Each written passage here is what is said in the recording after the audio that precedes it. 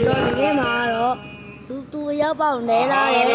စစ်ချူတောင်မှာဒေးချိုတက်အောင်မင်းပြတဲ့ရှေးစိတ်တော်မြတ်ကြီးကိုရောက်နေဖြစ်ပါတယ်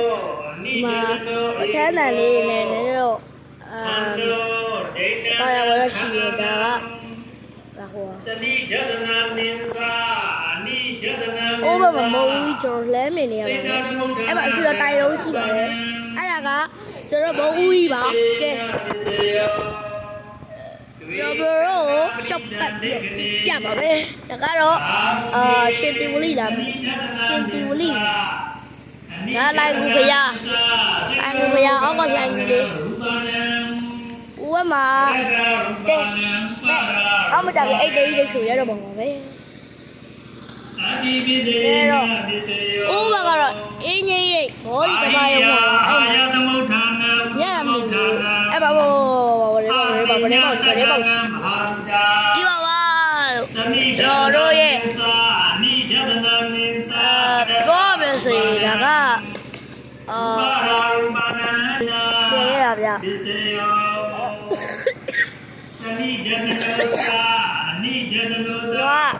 ိုရပါချောင်းတဲ့စိုးနေလို့ပါအဲ့တော့အသားသိပ်မကောရလေခုလည်းပြကြပါပြော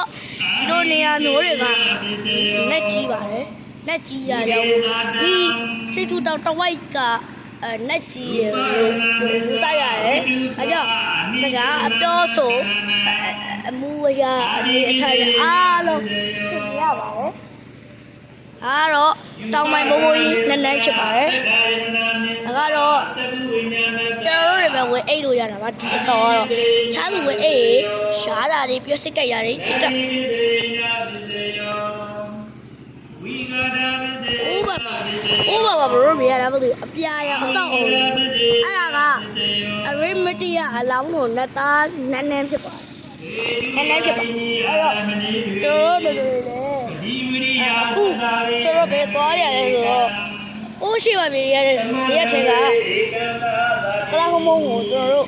လူပဲပစ္စည်းတွေတော့လုပ်ပါမယ်ဖြစ်ပါတယ်အဲ့တော့လိုက်ကြည့်ကြပါ